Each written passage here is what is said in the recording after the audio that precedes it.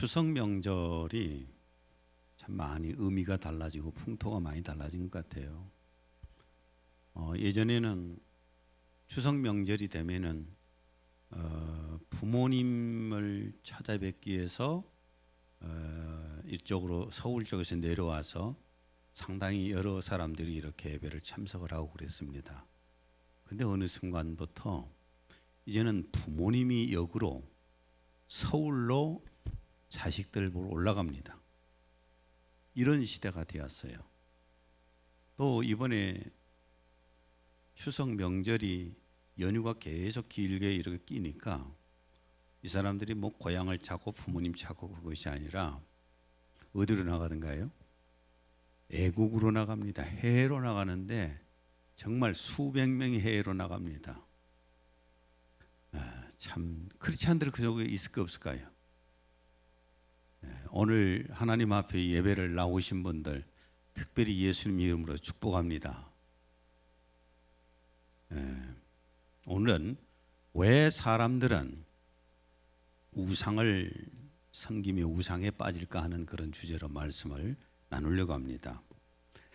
1938년 9월 9일 평양 서문박교회에서 188명의 총대들이 모여서 제27회 장로회 총회를 열었습니다. 그럼 안건이 뭐냐? 신사참배 안건입니다. 신사참배를 할 것이냐 말 것이냐. 일본 형사들이 보는 아주 그냥 삼엄한 분위기 속에서 회의를 진행을 했는데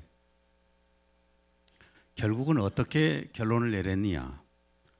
신사는 종교가 아니므로 신사 참배하는 것은 교리에 위반되지 않는다. 그래서 신사 참배를 해도 좋다. 그런 결의를 했습니다.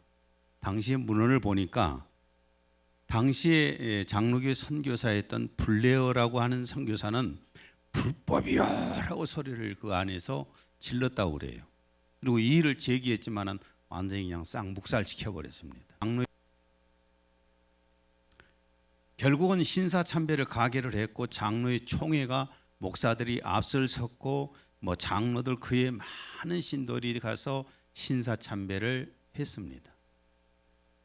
그러나 죽으면 죽으리라는 저서를 남긴 안희숙 선생님은 신사참배를 거부했습니다.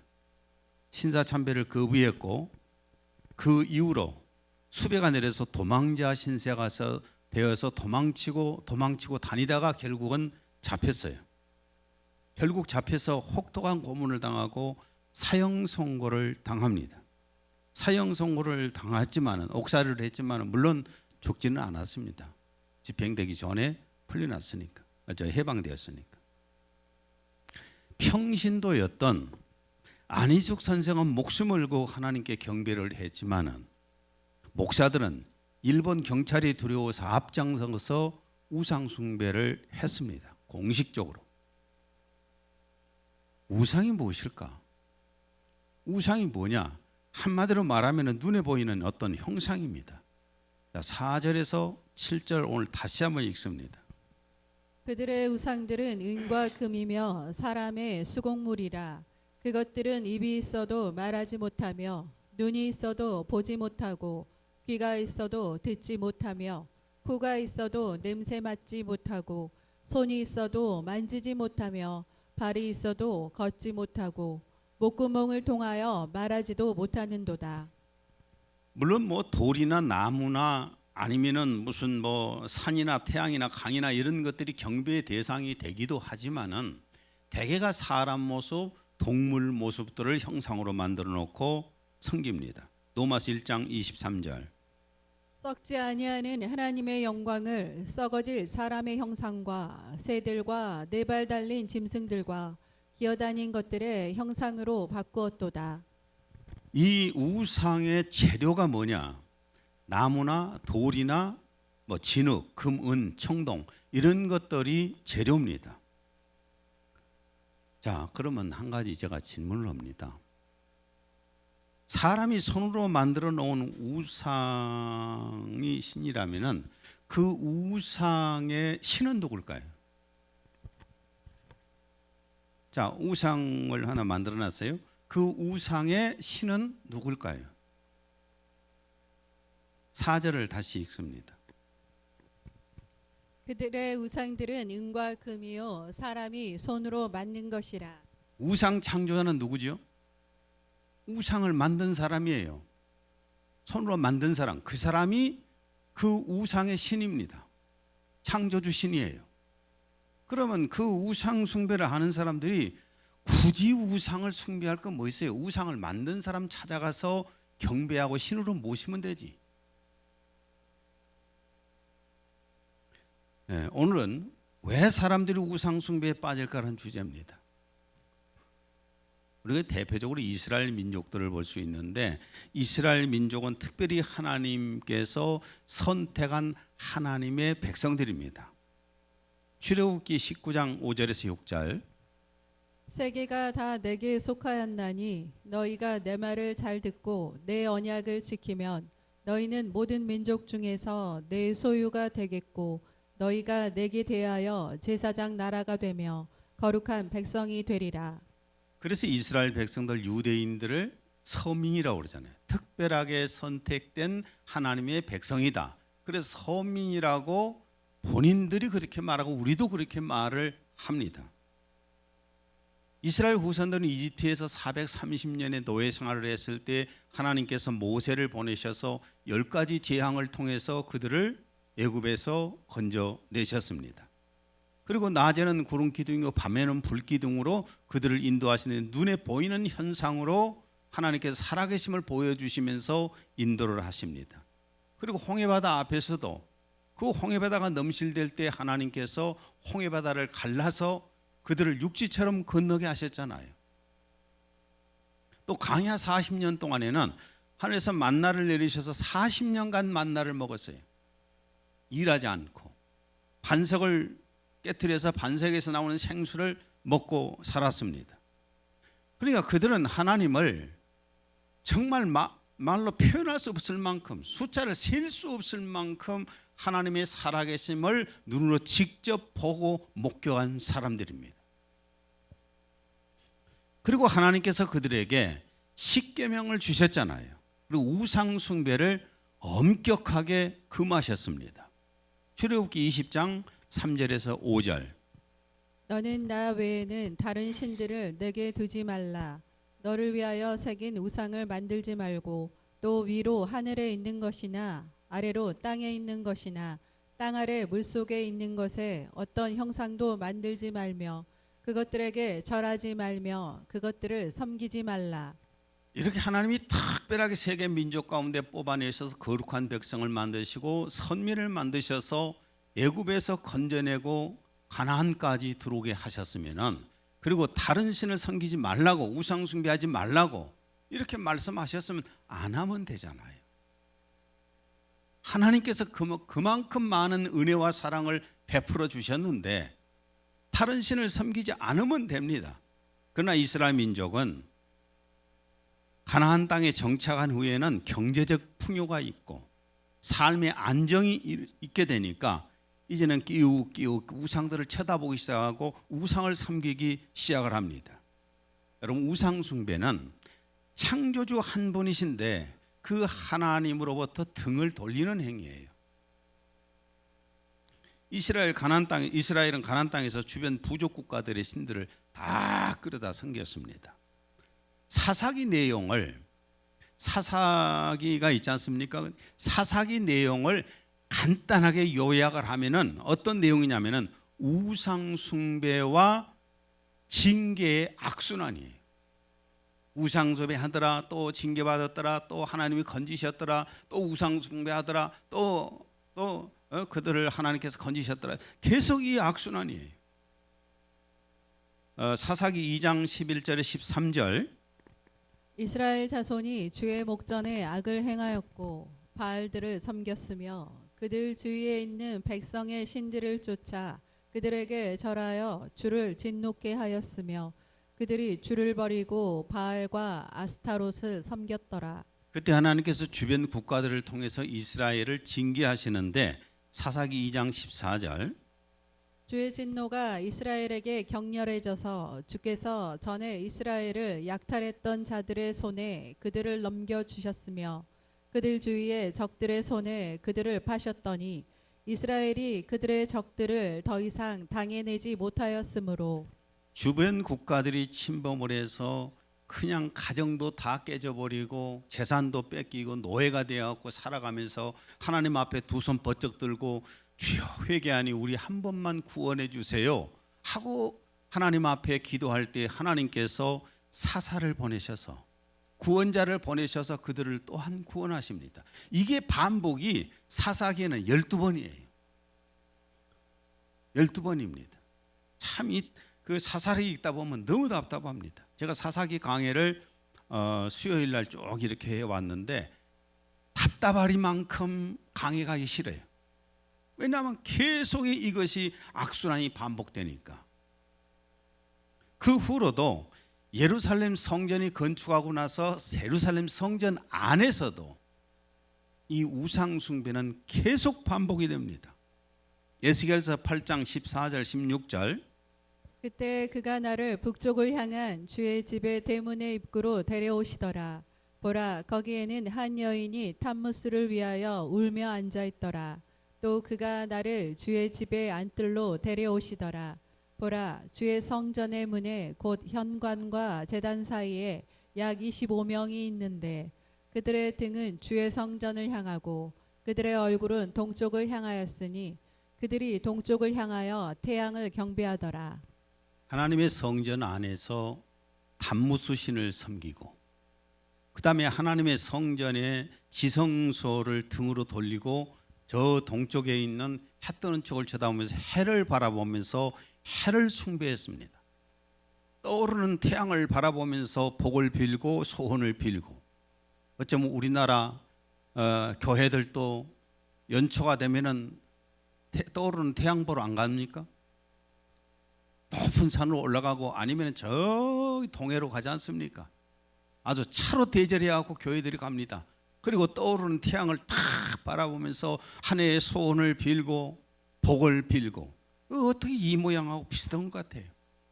이사야 선지자 때도 이 성전 안에서는 우상 숭배와 점쟁이를 찾는 사람들이 많았습니다. 이사야 2장 6절에서 9절 현대어로 읽습니다. 야곱 족속아, 너희가 블레셋 족속들처럼 점을 치고 악령과 교통하는 동방의 이방인들을 환영하였기 때문에 주께서 너희를 내버리셨다. 우상들까지 온 나라에 우글거리는구나.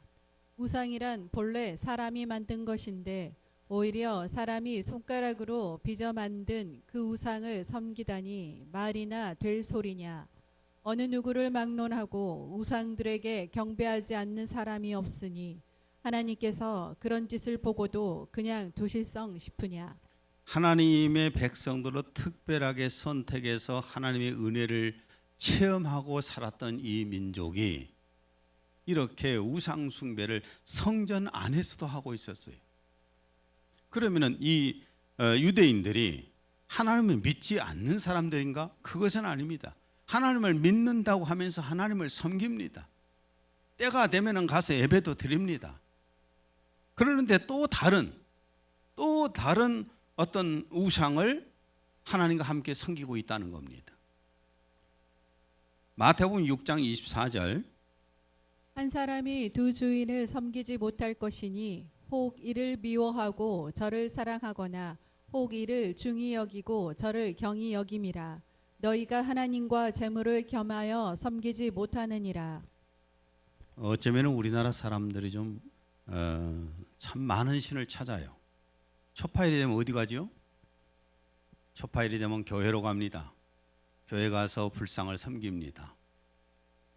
절에 가서 불상을 섬깁니다. 그리고 또 제사 때가 되면 어디로 가죠? 제사상 앞으로 가서 제사 지방 써놓고 거기 가서 절하고 음식 만듭니다. 그 다음에 또 단오날이나 이런 때가 되면 어디로 갑니까? 당산나무 밑에 가서 신령님께 또 빕니다. 자, 성탄절이 되면 어디로 가죠? 교회로 와서 또 예배를 경건하게 드리고 갑니다. 이게 우리 한국 사람들의 참 모습이 많아요. 그런데 분명히 우리 아셔야 됩니다. 피조물인 우상을, 피조물을 우상으로 만들어 놓고 창조주 하나님과 자꾸 격을 맞추려고 하면 안 되는 거지요. 하나님은 하나님이십니다.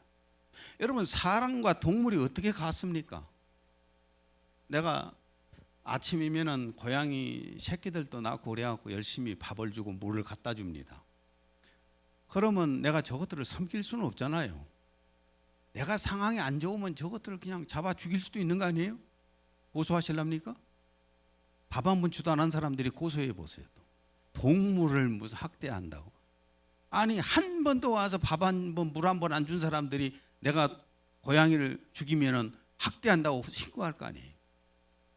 참 속 양심도 없는 사람들이지. 근데 나는 그것들을 계속 밥 줍니다. 그러나 나는 그것들을 내 수준과 같이 생각하지 않습니다.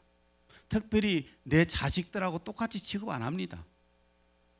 내 자식들을 위해서는, 내 자식을 위해서는 내 목숨 갖다 바칠 수도 있잖아요. 대신 줄 수도 있잖아요. 고양이 그런 것들은 안 되면 그냥 죽이면 그만이에요. 오늘 여기 동물 사랑하신 분들, 동물하고 개하고 사람하고 수준을 같이 레벨을 생각한 사람들에게는 지금 이 말을 받고 충격이 될 수도 있을 겁니다. 하나님과 피조물이 같을 수가 없는 겁니다. 레벨을 같이 생각하지 마세요. 우리 기독교는 유대교에 대해서, 그러니까 이스라엘 민족에 대해서 제가 말씀을 드렸는데, 우리 기독교는 3세기 때부터 아주 심히 타락하기 시작을 했습니다. 로마 제국의 기독인들을 얼마나 많이 로마 제국이 박해를 했습니까? 뭐 황제 숭배다, 우상 숭배다, 이것을 막 강요하니까 아주 혹독한 그 박해 속에서 얼마나 고통받았어요. 이때 많은 기독인들이 황제 숭배와 우상 숭배에 굴복을 하여서 배교를 해본 사람이 많습니다. 그러나 일부는 황제 숭배와 우상 숭배에 굴복하지 않고 믿음을 지키고 순교를 당한 사람들도 많습니다. 그런데 기독교 박해자 데시우스 황제가 전투에서 죽었어요. 전투에서 죽으니까 배교했던 수많은 기독인들이 다시 로마 교회로 돌아오게 됩니다. 그때 로마 교회를 이끄는 두 감독이 있었는데, 노바티안과 코넬리우스라고 하는 이 두 감독이 로마 교회를 이끌고 있었습니다. 그때 이제 노바티안은, 이 감독은 모든 배교자들이 회개하고 다시 침례를 받기 전에는 우리가 교회 멤버로 받아들일 수 없다라고 주장했던 사람이고, 그러나 코넬리우스는 배교자들을 그냥 그대로 받아들이자, 좀 넓게 포용해서 받아들이자 했던 감독입니다. 그래서 그때부터 로마 교회가 둘로 갈라지게 됩니다.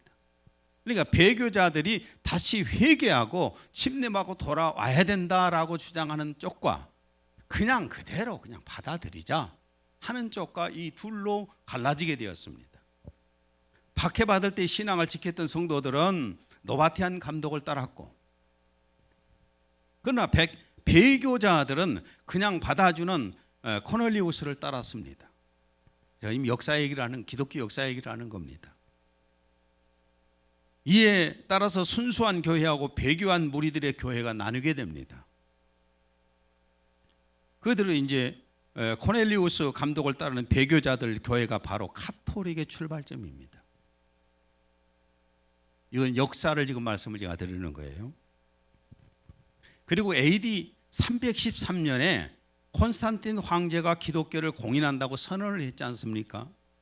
그때 그 공인한 기독교가 뭐냐면은 배도자들의 연합체인 카톨릭 교회를 공인한 겁니다. 일반 기독교를 공인한 것은 아니에요. 이때부터 이제 순수한 기독인들은 수없이 죽어나갔잖아요. 수없이 죽어나는데 우리 기독교의 역사를 보게 되면 5천만 명이 죽어나갔잖아요. 순교당했지요. 이제 공인한 기독교가 카톨릭인데, 로마 종교하고 배교한 기독교를 통합하여서 코넬리우스 이 감독이 교황이 됩니다.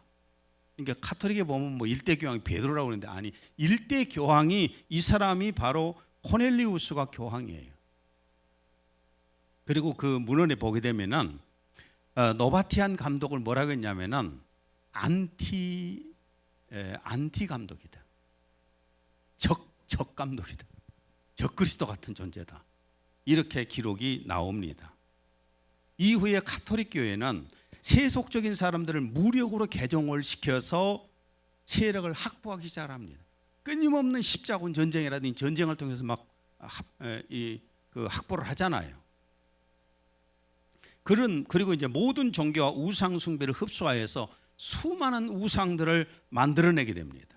이게 가톨릭 교회의 우상들을 보게 되면은 예수님 상이 있잖아요. 마리아 상이 있잖아요. 천사상이 있잖아요. 베드로와 바울 상도 있고 또 많은 가톨릭에서 유명한 사람들의 상을 만들어 놓고 그 앞에서 기도하기도 합니다. 사진 자 한번 띄워보세요. 가톨릭 교회의 우상들, 저기 우리 기독교하고 어떤 상관이 있어요?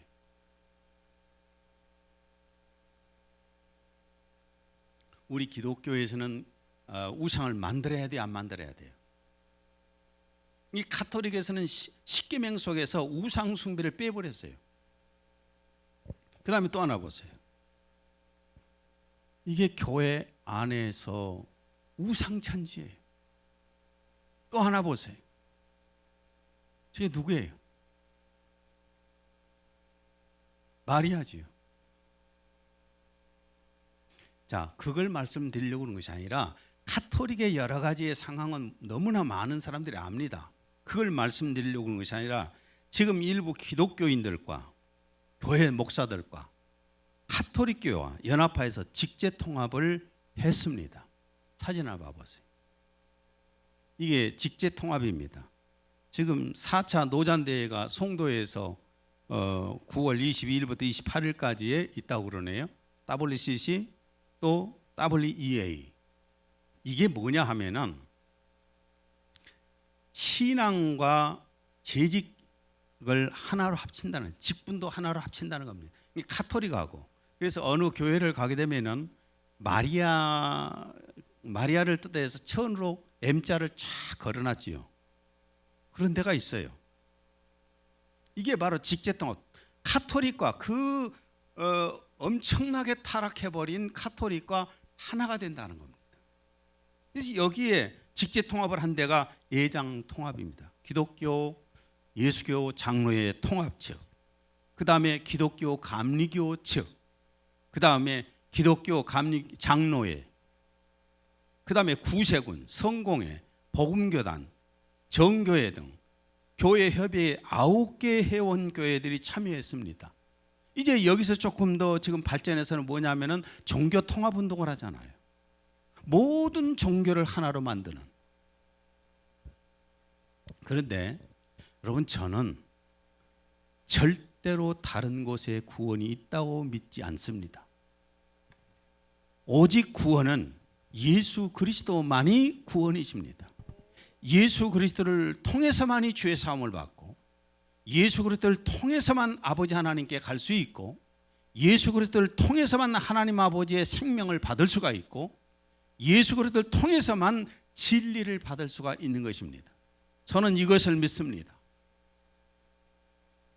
사람들이 왜 하나님께서 절대로 금하신 우상 숭배를 그렇게 좋아할까? 우상 숭배에 자꾸 이렇게 뻐가면 빠져들까? 첫째는 사람의 영이 죽어 있기 때문입니다. 영이 죽어 있기 때문에 죽은 신을 찾습니다. 영이 죽어 있는 사람은 더럽고 악한 귀신에게 숭배합니다.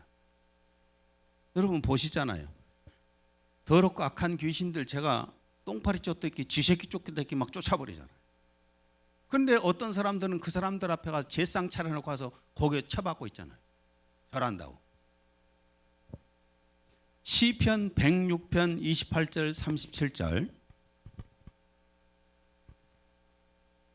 그들이 또 부올에 바알과 연합하여 죽은 자에게 제사한 음식을 먹어서 그들이 그들의 자녀를 악귀들에게 희생 제물로 바쳤도다. 죽은 자에게 절하는, 죽은 자를 섬기는 것은 귀신을 숭배하는 거예요. 고린도전서 10장 20절.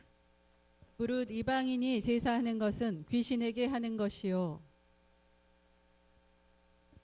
귀신에게 하는 것이 제사입니다.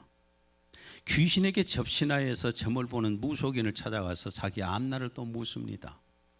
얼마나 답답한 사람들인지 몰라요.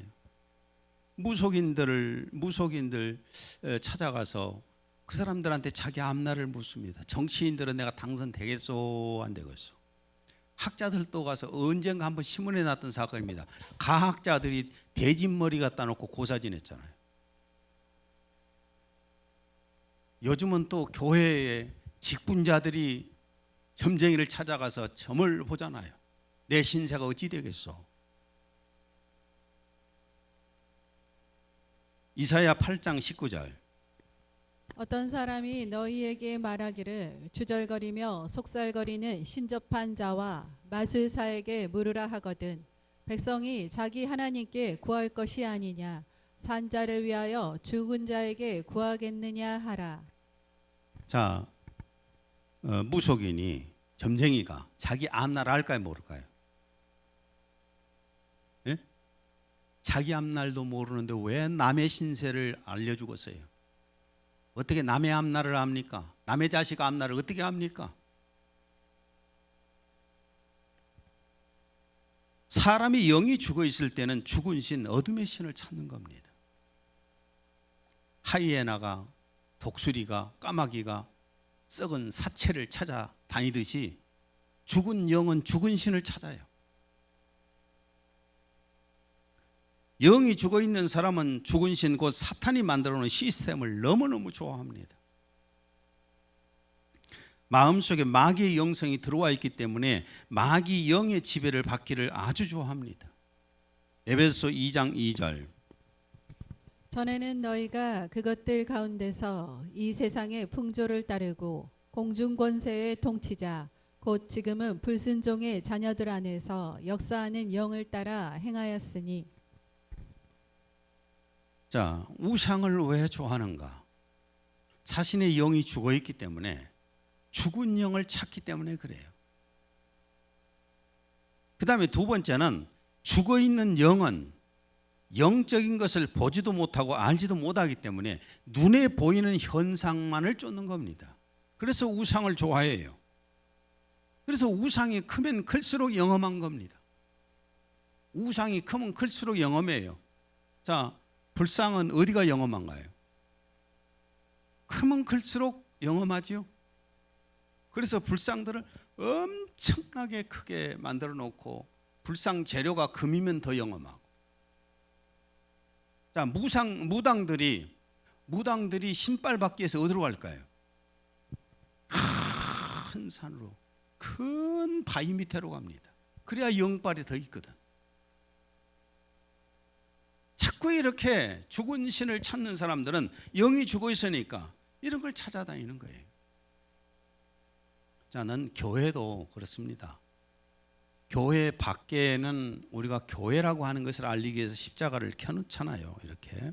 근데 교회 안에다가 굳이 십자가를 크게 만들어 놓을 필요가 있을까? 교회 안에다가 십자가를 크게 만들어 놓으면 어떤 현상이 있는 줄 아십니까? 믿음이 연약한 자들은 기도할 때 어디를 쳐다보기도 할까요?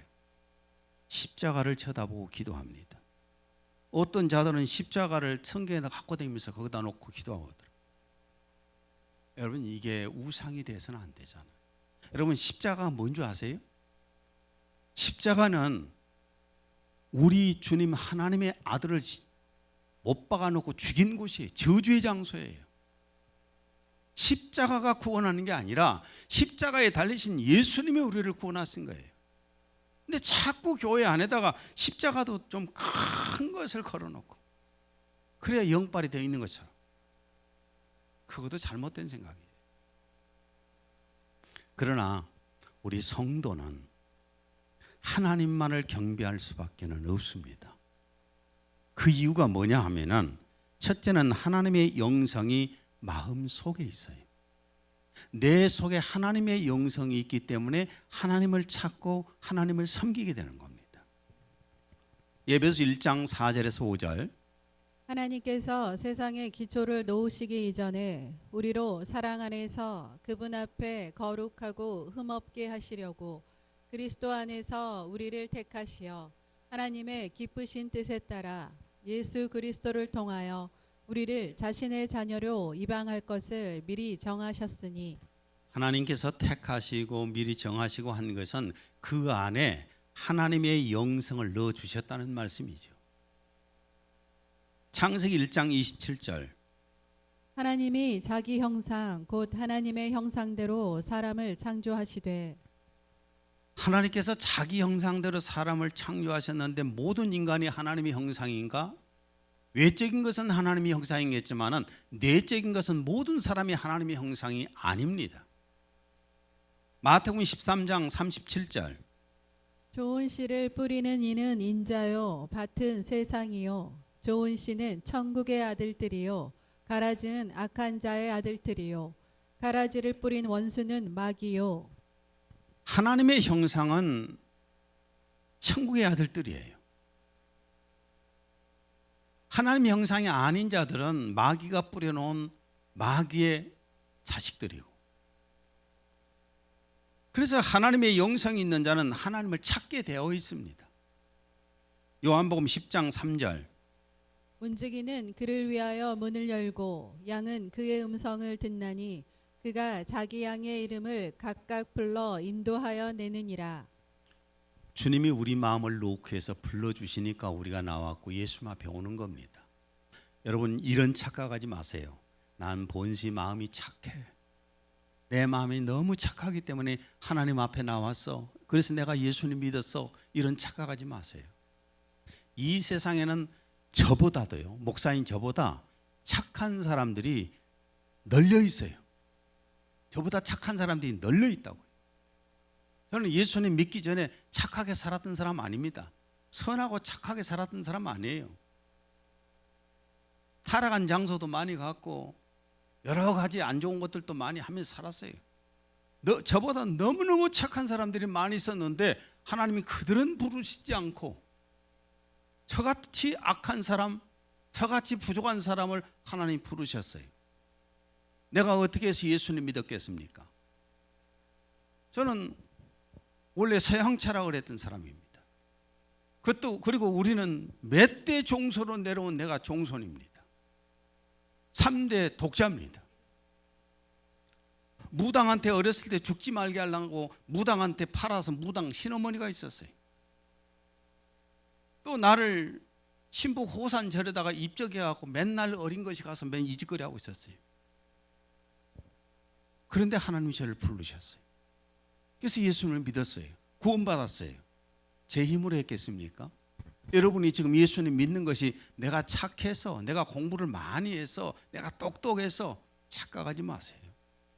주님이 불러주셨어요. 그 속에 영성이, 하나님의 영성이 있기 때문에 불러주신 것입니다. 그래서 우리는 하나님만을 섬길 수밖에 없습니다. 두 번째는 예수를 믿어서 하나님의 생명을 받은 사람들 속에는 하나님의 성령이 거하십니다. 하나님의 성령이 거하시기 때문에 하나님을 섬길 수밖에 없어요. 여러분, 사람이 취미생활을 하든 운동을 하든 먹는 것이 무엇이든지 간에 자기 속에서 좋아해야 하는 거 아닙니까? 나는 가장 싫은 것이 내가 안 먹는 것을 강제로 먹으라고 할 때가 가장 싫어요. 강제로 하기 싫은 거 강제로 하자고 할 때가 너무 싫어. 어디 목사님들 모임에 가면은 족구하자고 나는 할지도 모르는데, 족구하자고 하면 나는 늘 벤치에 앉아있어요. 목사님들 모임에 가면 나는 늘 벤치 신세. 재미가 없잖아요. 안 갈라게 막 배구하고 농구하고 막 이렇게 하는데 나는 재미가 없으니까 안 가잖아요. 자기 속에서 예수를 믿고 교회가 가고 싶어져야 예배도 오는 겁니다. 오늘 여러분이 이 자리에 와 있는 거 마음에 오고 싶어서 온 거예요. 내가 주일날이면 너무 감사한 것 중에 하나가 뭔 줄 아십니까? 우리 교회에 걸어오신 분은 유양업 사모님 한 분이요.